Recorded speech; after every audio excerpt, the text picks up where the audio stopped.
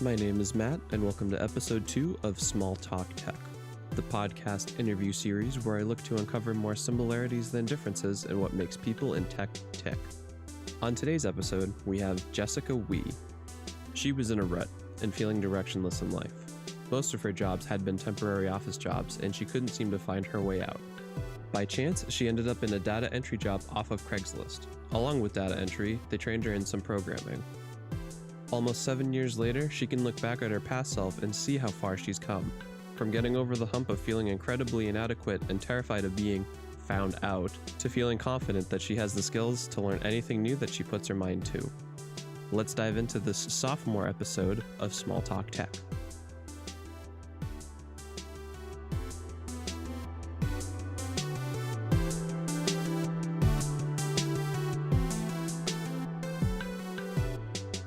So my name is Jessica Oei. I'm a web developer. I currently work for an advertising agency out of Boston, but I work remotely from outside of Austin, Texas. I got into web development kind of by chance. I'd always been kind of interested in computers growing up. I taught myself HTML in the 90s when GeoCities was big, but I eventually went to school for photography, and I kind of worked in the photo business for a while, printing photos. And I just didn't really know what I wanted to do outside of that because my job wasn't paying that well. So I was just doing a lot of office temp jobs for most of my 20s, I'd say. And then somehow I found a Craigslist list posting for a data entry position in Boston. And I got the job, and they ended up teaching me not just data entry stuff, but also, actual programming. They were doing VB.NET stuff and Microsoft Access databases. And so I kind of got my start there. I stayed there for 2 years. It was a really small shop in downtown Boston. And then I landed my current job where I am now, working in advertising. So I've been there now, I think about 6 years almost. So it's, I love my job and I love making websites. So that's me in a nutshell. That's kind of really interesting. So did you go to photography with like the intent to kind of learn the craft, or did you already just kind of have that of like kind of a back pocket kind of hobby? How did that all come to be?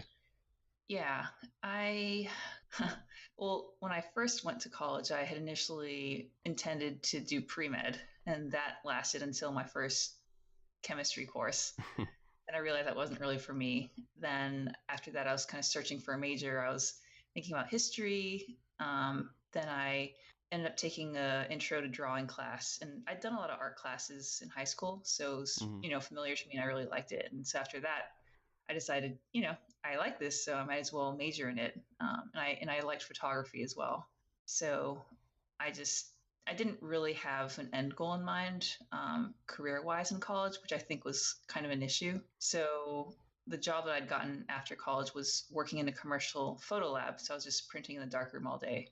But, it was kind of like a retail level pay. And I knew that it couldn't last, but I just didn't know, where to go from there. Yeah, exactly. But at least you're kind of getting the experience of like working in the dark room and having all that kind of hands-on time and developing stuff like that too. Yeah. Do you think any sort of like having that kind of creative kind of opinion and creative kind of processing has helped you out more even today with, kind of tackling issues and stuff like that? Just because I've kind of found that, I'm a musician, photographer, and I work in IT currently for a professional career myself. And I don't know if it's directly related or not, but I do kind of find myself thinking outside the box a bit more. I was just more or less curious if you kind of, feel the same way with that too.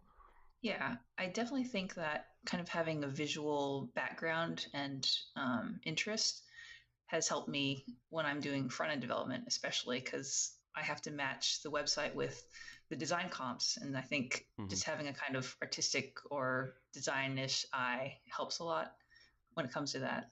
Sounds like you've bounced around from a bunch of different things, like photography, like working in retail, going to be like data entry. How did you feel kind of when you first started that data entry job, kind of knowing that they were pushing you towards programming? Did you have like any sort of interest even in that at all, or was it kind of more or less like dip my toes into this and figure out if I like it or not, and obviously they're going to pay me, or was it kind of something that you had a bit of an interest in?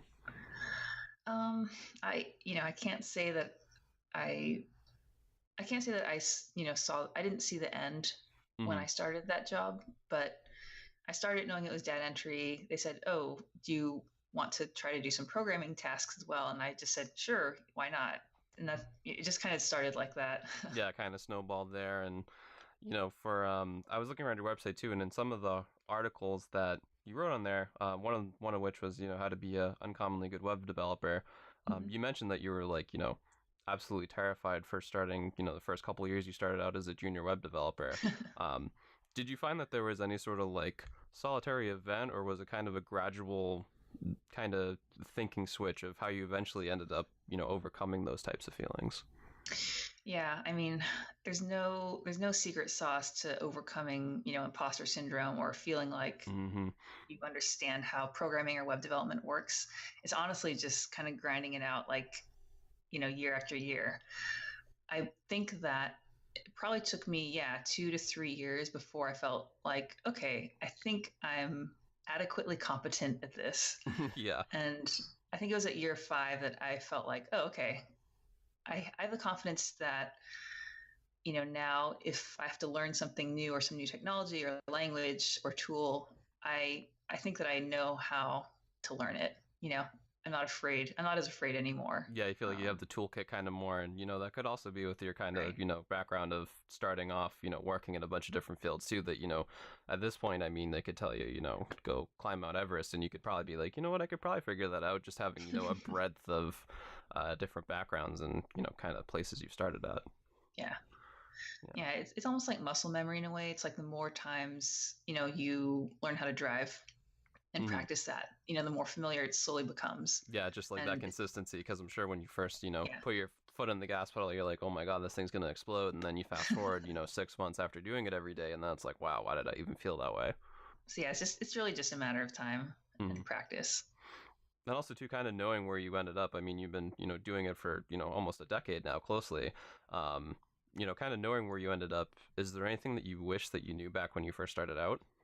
I think just um Yeah, it doesn't have to be directly related to like programming or anything. Even mhm, just kind of like a mental thing, like like, oh, yeah, like I wish I didn't think of this way because otherwise I could have pushed through. yeah. I think, as you'd mentioned, I think there was a lot of stress when I was first starting out, and I Hmm. think if I'd known, of this concept of imposter syndrome and knowing that it'll just be a matter of time before I could, kind of hurdle through all those barriers, I think I would have been a little bit less stressed when I was starting out. Hmm. Because when you're in it and you kind of have this tunnel vision of, oh my gosh, like I don't know how to do this or that, or I'm going to get fired when I find out, how much I actually don't know. If I just been able to tell myself, okay, you don't know this, but you can learn it. So, you don't need to worry about your job all the time.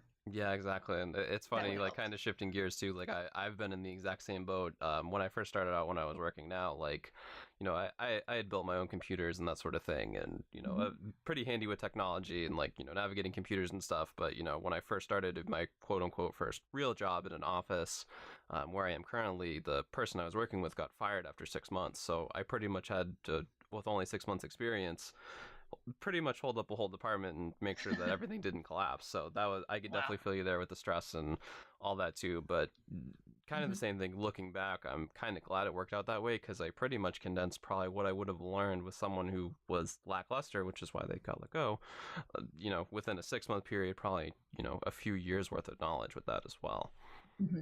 I guess the other thing that comes to mind of things that I wish I'd known starting out is that I think when you start out, especially in web development or other tech related fields, you feel like you need a lot of knowledge and you need to amass, all this knowledge and skills.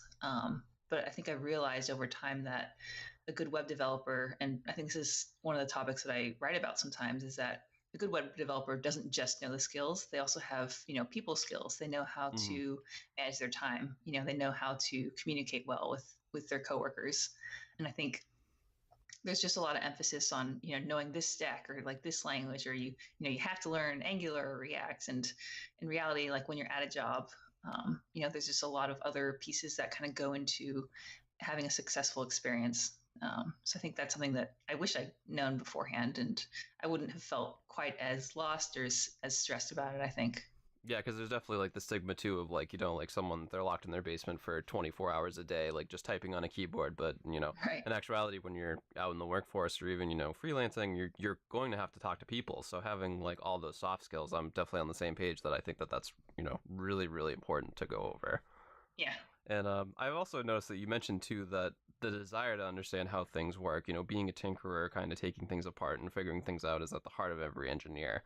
Mhm. When do you think you kind of first discovered that sort of desire in yourself? Like, would it be back kind of towards the beginning steps towards photography, or do you think it was kind of more of a recent discovery, with just web development? Um, I definitely think it's all the way back, to just growing up. Because when I was I mentioned that in high school, I taught myself doing websites in HTML. And I don't know, I'm probably dating myself saying this, but in middle school and high school, my sister and I ran a BBS, a bulletin board system. This was in the days before the internet existed, and you kind of had to dial in Oh, wow. to these to people's, I guess, servers running off their own computers. Yeah, So all you can only have local. one user at a time. Wow. But just building that, and like I remember, I printed out the entire manual for this BBS software called Renegade, and it was on a dot matrix printer, and it was just a stack of pages, like an inch and a half high. Jeez. Um, so I feel like I've always kind of had this interest in figuring out how things work or building things. Kind of like you mentioned, like you kind of built your own computers. I think just having that curiosity has always been a characteristic, I think, of me.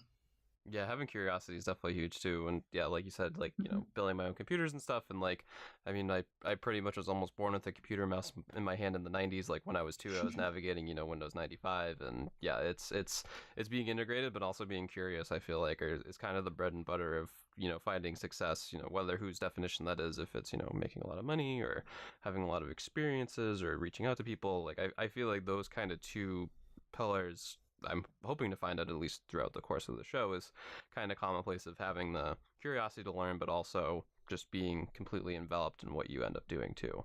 Definitely. Kind of shifting gears a little bit from that too, Mm-hmm. I'm definitely a big lately morning routine person. Like maybe even 6 months ago, if you told me to wake up before 7 o'clock to go to work, I would have told you to go pound sand. But I've kind of had a mental shift personally to where now I'm getting up at like 5:30 in the morning. I Wow. try to stretch and meditate before, do some personal side project work before I even, start getting ready to get dressed and go to work. So, could you please describe like the first 90 minutes of your day being specific as possible? So like if you wake up early, what time do you usually wake up? If you drink coffee, what kind do you drink? Because like I said, Yep. if you would have told me this like 6 months ago, I would have been, you're totally crazy. Like I value my sleep. I need like 10 hours a day.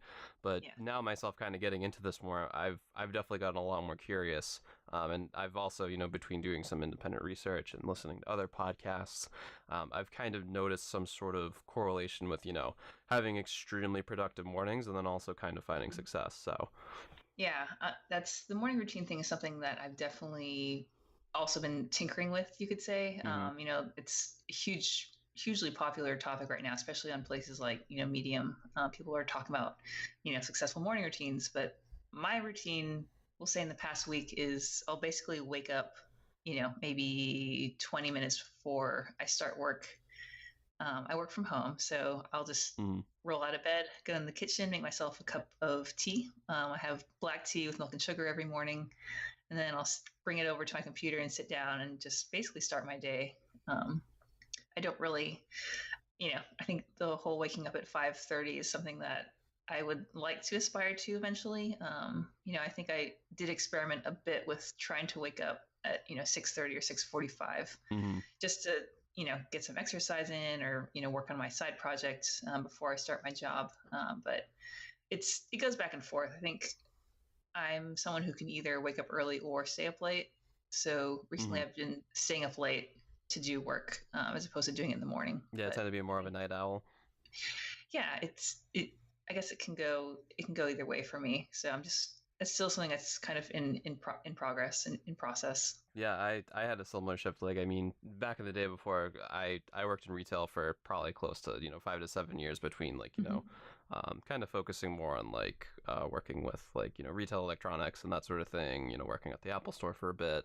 So my schedule would always shift, but I definitely lean more towards being a night owl. But that's kind of I guess where I got that mentality of figuring out like oh, like you're never gonna get me out of bed before like 7. A lot of times you couldn't get me out of bed before 10 a.m. just because I'd have to work so late certain nights. But now having a traditional office job where 9 to 5, get up early, well, for me more 7:30 to 4 ish. But having a morning type of routine job, I've found that I've gotten a lot more creative, having less stress, just having a general overall more positive experience working up in the morning. And it's just Mm. it's crazy. If anybody's listening and you're more typically of a night owl, maybe dip your toe into doing the morning thing every once in a while. I'm a convert. I'm a morning person now. I don't think Yeah. I ever would have ended up saying that, but That's great. yeah. I think one of the benefits of kind of being able to have that early morning routine is that it kind of I think it makes you feel happy because it kind of gives you this sense of, oh, I have control over my schedule, So even if I have to go to this 9 to 5 job, the hours from 5:30 to 7:30 are mine. And I Hmm. think that, feeling more autonomous, I think is one of the, big benefits to doing these morning routines. Yeah, it's even the same thing too. Like I don't know, like by the time I go to work, I'm like, wow, I used to be sleeping at this time, and I got A, B, C, D done. Like I did like meal prep. I like meditated, so I feel like relaxed. Are you into Yeah. meditation at all, by the way? I sometimes will do a form of meditation called centering prayer. It's kind of one of these sort of ancient Christian practices that Hmm. kind of also shares, similarities, obviously, with like Eastern religions and practices. But it's something that, it's one of those things that I know I should do more often, and I've definitely seen the benefits when I've done it consistently over a period of time.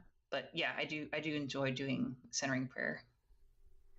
Yeah, because I was kind of in a similar thing too, to where like I started doing it. I'm like, this thing sucks. Like it's just a waste of time. I could be doing this, and then I downloaded the app Calm. I don't know if you've heard of it, but they have like a Hmm. lot of great free guided meditations, kind of getting into like I guess like exploring your body, but not really. Like like you start Hmm. off at like your shoulders and work your way down, and just kind of like feel some sort of release and go through. And I thought it was all hokey BS, to be completely honest, when I first started. But now I try to do it twice a day.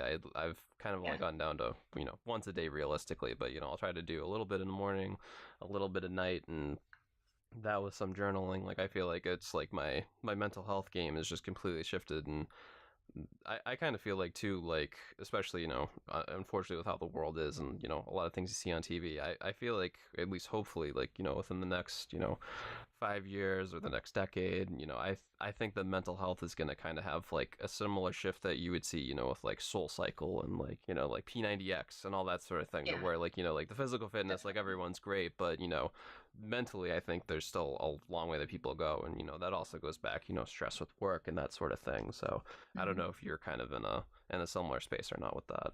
Yeah. I mean, yeah, talking about app using, I use an app called Insight Timer, and it Hmm. seems pretty similar to the app that you were talking about. Like, there's a lot of guided meditations. There's also just a timer app with different sounds that you can use to sort of end your meditation time. Hmm. And I like it a lot.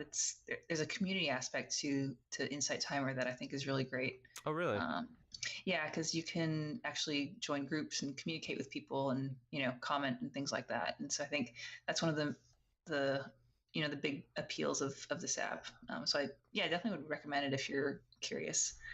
Yeah, Um, I'll have to check that out, because yeah, Calm is mhm. really good, and they have obviously like paid tiers, and they have like I think they're one of the big ones out there, so they definitely go through like having Cool. celebrity people guide through and stuff like that. But it didn't really seem like there's ever really some sort of community aspect, so um, I'll definitely have to check that out. yeah, it's free, I believe. Cool. What's kind of the current day type situation look for you? Like you're saying that you work remotely for a job in Boston, but Yep. you live in Austin, which coincidentally rhymes, which I'm sure you planned that too. Um, did you ever like kind of think like you'd ever get to this point? Like, I'm sure you had like, ups and downs like everyone else does too, but like, did you ever think like, Mhm. my 5-year goal is I'm going to be, web developing remotely, living like Yeah. 800 miles away from, where your technically job is? Because obviously it seemed like there was a huge boom in remote work. Now, a Mhm. lot of companies have come out and said, we don't really support that anymore. Obviously, it's kind of still a mix, but yeah, I don't know if, like, did you ever think that your career would eventually get to this point where you could kind of Yeah. quote unquote have your own schedule? Yeah. Working remotely isn't something that kind of occurred to me when I first started my job. I actually lucked out because my boss, he was kind of the pioneer at our advertising agency of working remotely because he lived in Boston, then he moved back home, similar to what I did years later, to upstate New York. And so he actually works from, this beautiful house in the country, like near the Catskills. So when my husband and I made the decision to move back home to Texas, I that's the point where in my mind I was like, okay, maybe my company will kind of give me the same deal that my boss has, and they Yeah. did. I'm very fortunate in that sense that they're willing to let me move halfway across the country and just work remotely. But yeah, I'm very fortunate in that. It does seem like remote work in general is booming a lot, Hmm. especially here in Austin. It seems like there are a lot of entrepreneurs and startups and tech startups and people working. There's just so many people who work from home or they work at the WeWork space down here. So it does seem like it's something that's really increasing over time.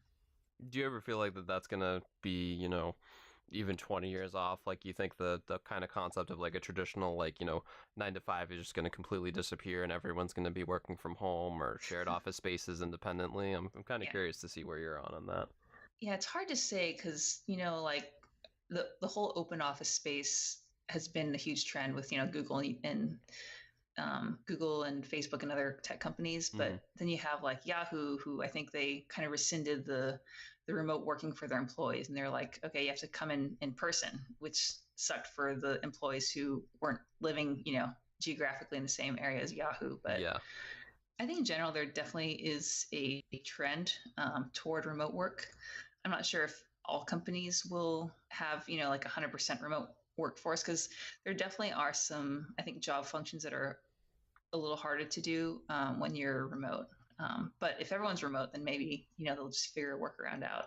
Yeah, and I mean, of course, everything too, like, with how Yeah. artificial intelligence is developing, and, a Mhm. lot of jobs are, I think a lot of people are worried more about, kind of I don't want to say like the lower end of the spectrum, but, like Mhm. manufacturing jobs, and Yeah. a lot of those types of taxes are going to go away, but they're also going to have to eventually be filled in because it's not like those people are Mhm. disappearing. So having something that could Yeah. be, potentially everybody working fully remote, could be a more accessible Right. type of way to go. Yeah. And, one thing that I do think will happen is that, I'm obviously a blogger. And so I kind of see what's happening currently in the blogosphere or whatever. Hmm. And what I think is going to happen is that individuals are going to start to kind of run their own little sort of cottage industries Hmm. where, they'll kind of take an area of expertise that they have personally and kind of make an online business out of that. Whether it's learning how to play piano or learning how to build a house or traveling in an RV or across the country. I think that it's going to kind of go back to the whole sort of mom and pop shop, except instead of having a brick and mortar building, it'll be you'll have a website and social media accounts. So I think that that might start replacing some of these retail jobs and blue collar jobs. But unfortunately, there's this kind of educational gap that you kind of need to pass before you can go in that direction.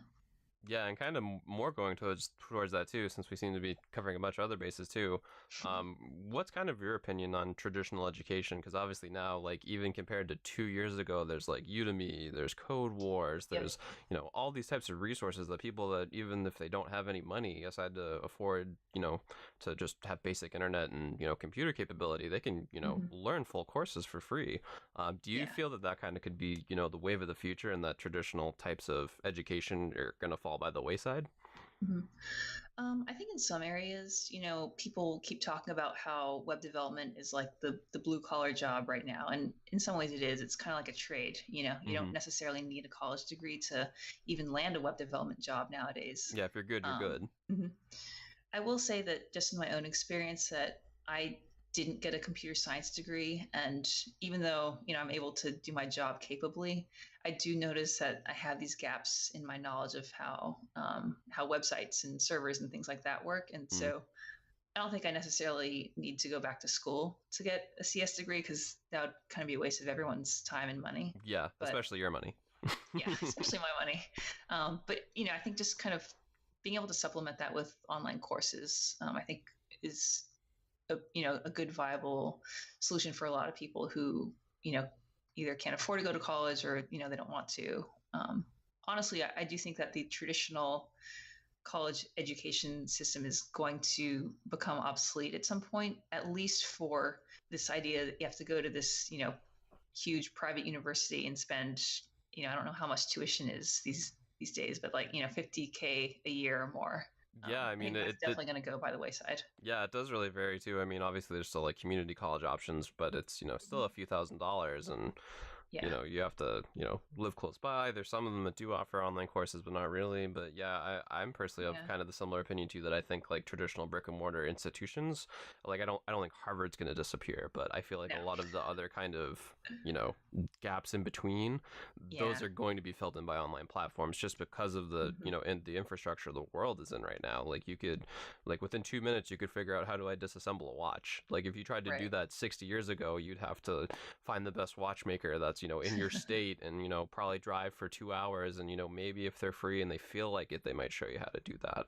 Like Yeah. the internet's just it's crazy. Like I think it's hard, and like I'm not saying that I'm old. I'm 26, but even growing up kind of at the very very beginning of the internet, I can still somewhat remember what it's like to not have it, but I still definitely also grew up with it too. So like I feel like a lot of kids these days too, and of course there I go, kids these days, I'm still a kid. um like I don't think they realize how good they have it with the breadth of information that's out there.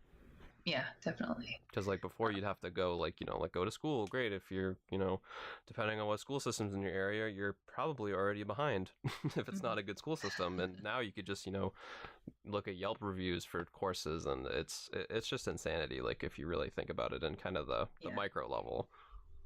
Yeah, it is interesting to think, what really constitutes an education? What does a child need to learn before they hit 18? You know, Mm-hmm. so yeah, it seems like some of the traditional institutions are going to have to undergo some kind of change or something. I think alternate education is definitely on the rise. I think we've all seen that with Udemy and um, Team Treehouse and places like that, where you can just teach yourself the skills for a career online. It's Yeah, pretty mind blowing. yeah, and there's some that I've seen too. Of course, I forget the name off the top of my head, but I know there's one too that offers kind of a more traditional online college experience Hmm. that you pay nothing for. Wow. But if you land a job where you make $50,000 a year or more, you have to pay back in perpetuity for like the following 3 years of what your tuition would have been. Wow. So I That's personally think that kind interesting. of a concept is extremely intriguing, especially for people that again don't have money, but they're also going to be learning Yeah. similar quote unquote college experience type things, but they don't really have to provide any money up front, which could be good or bad depending on the person. But if Hmm. you had the right person that's in the right mindset but just doesn't have the money, that's something that wouldn't have even been conceivable. Yeah, for sure. That's interesting. So kind of taking a pivot just into this next segment, I guess. I sent you a couple questions earlier. I'm not gonna go through all of them because just still starting out and reading through, there's a lot of abstract Hmm. stuff in there too.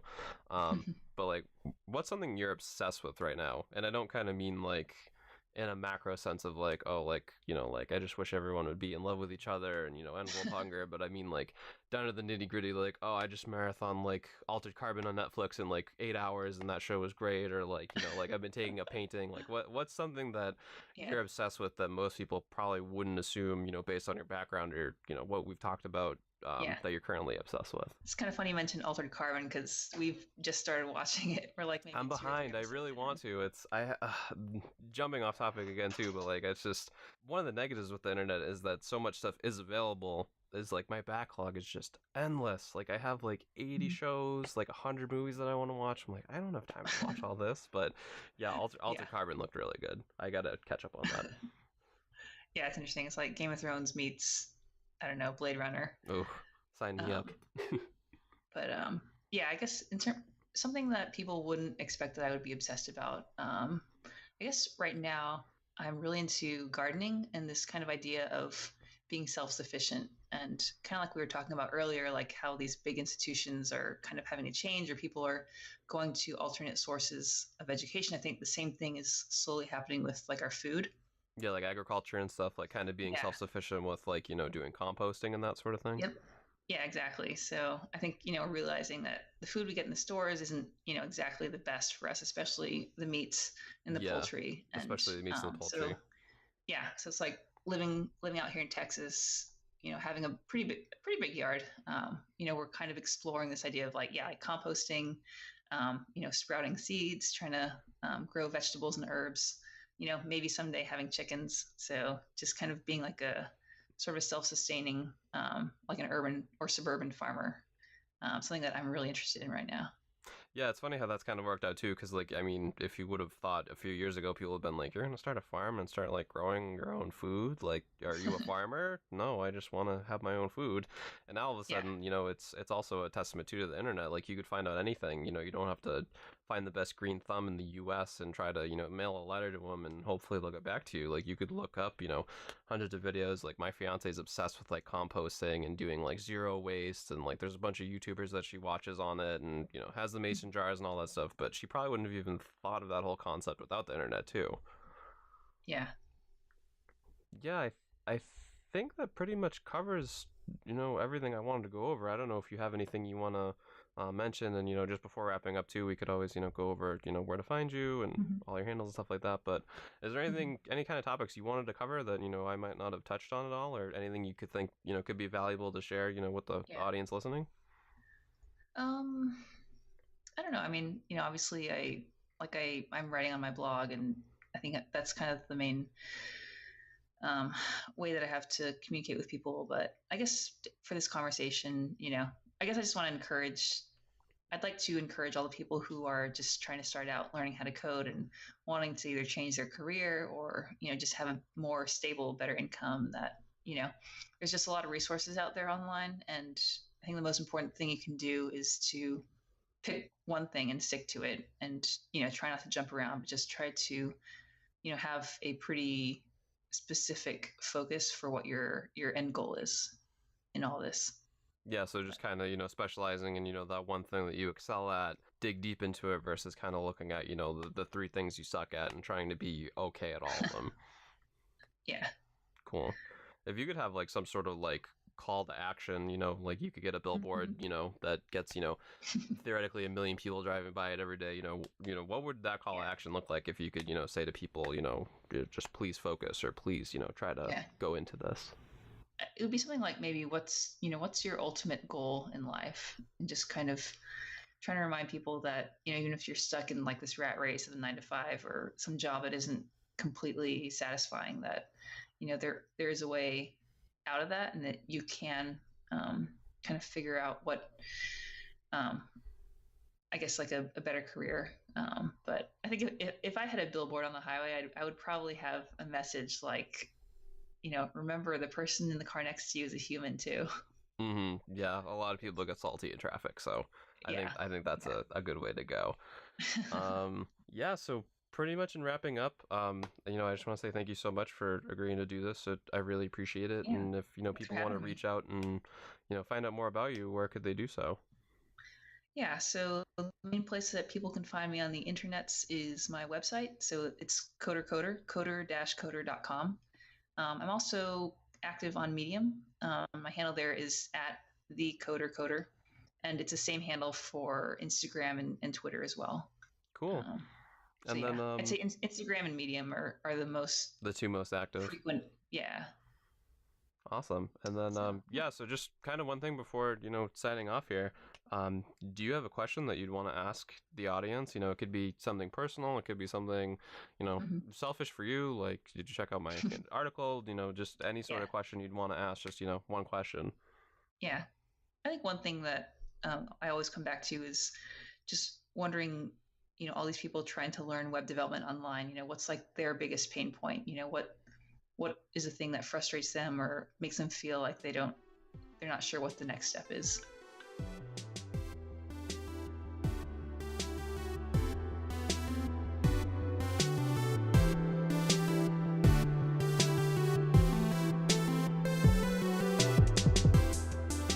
If you made it this far, thank you for listening to Small Talk Tech. You can find us on Instagram, Facebook, Twitter, YouTube, and over at smalltalktech.com. If you like what you've heard, the best way to help us out early on is to leave us a review on iTunes. Finally, if you have any questions or comments, you can send them directly to matt@smalltalktech.com. That's MAT@smalltalktech.com.